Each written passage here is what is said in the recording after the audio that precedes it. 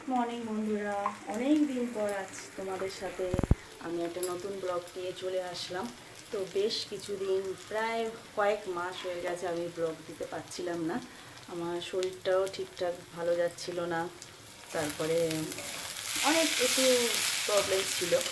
তো চলো আবার আজ থেকে নতুন করে শুরু করলাম।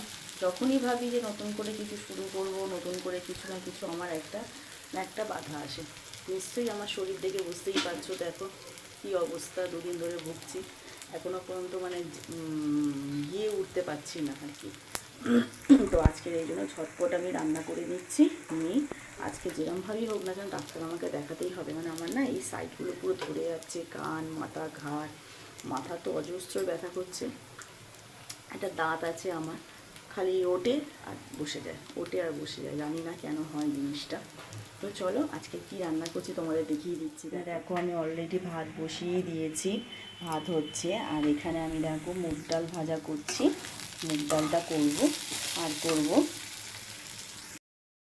এই দেখো ধোকা নিয়ে এসেছি, ধোকাটাও রান্না করব। তো চলো ঝটপট রান্নাটা সেরে নিই।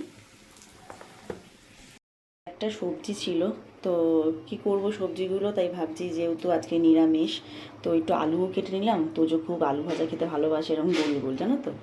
আর এখানে কয়টা ঢ্যাঁড়স ছিল, ঢ্যাঁড়স কেটে নিয়েছি। আর করব পটল ভাজা, আর করব ঢোক। তো দেখো এখানে আমি পটলগুলো সব ভেজে নিচ্ছি এক এক করে। ভাজাগুলো তাড়াতাড়ি করে রেডি করে নিচ্ছি, কেন তোজো আবার গেছে আকাশ স্কুলে, এসেই আবার খাওয়ার জন্য একটু করবে। তো এখানে অলরেডি দেখো আমার ভাজাভুজি সমস্ত সব কিছু কমপ্লিট হয়ে গেছে। তোজো আলু ভাজা দিয়েই ও ডাল ভাত খেয়ে নিতে পারবে। ও ভেন্ডি ভাজা আবার খায় না, পটল ভাজাও খায়। আর এই যে আমার ধোকাটা বাকি আছে, ধোকাটা তরকারি করলেই আমার রেডি। ধোকাও আমার কমপ্লিট হয়ে গেছে, দেখতেই পাচ্ছ। বাপরে বাপ, পুরো একদম ক্যামেরার মধ্যে ধোঁয়া উঠছে। তো চলো ঝটপট এবার ধোকাটা আমি নামিয়ে নিই। তো দেখতেই পাচ্ছ সোনা এবার খাবার বের করে নিয়েছে ওর ভাইকে খাইয়ে দেবে বলে। আর আমার রান্নাঘরে দেখো সমস্ত সব কাজবাজ কমপ্লিট হয়ে গেছে। এই যে আমি সমস্ত সবাই কাজগুলো আজকে দেখাতে পারলাম না, যেহেতু আমার ভীষণ দাঁতে ব্যথা করছে। আমি এই জন্য তাড়াতাড়ি করে আমি সমস্ত সব কিছু বাসন টাসনগুলো মেজে গ্যাস ট্যাস পরিষ্কার করে রেখে দিয়েছি। আর এই যে আমার মশলার জায়গাটুকু দেখতেই পাচ্ছ, অনেকটাই আমি একটু অদল বদল করেছি, তোমাদের একদিন দেখাবো, ঠিক আছে। দেখো আমার স্নান টান সমস্ত সব কিছু কমপ্লিট হয়ে গেছে। এবার মানে কি বলবো, এত দাঁত ব্যথা করছে, মানে আমি আর পাচ্ছি না দাঁতে।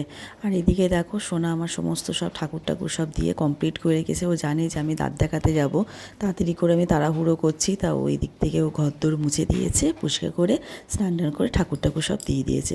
তো ভিডিওটা আর বাড়ালাম না বন্ধু, যদি ভিডিওটা ভালো লেগে থাকে অবশ্যই এটা লাইক কমেন্ট করো। আবার নতুন ভিডিও নিয়ে তোমাদের সামনে হাজির হব।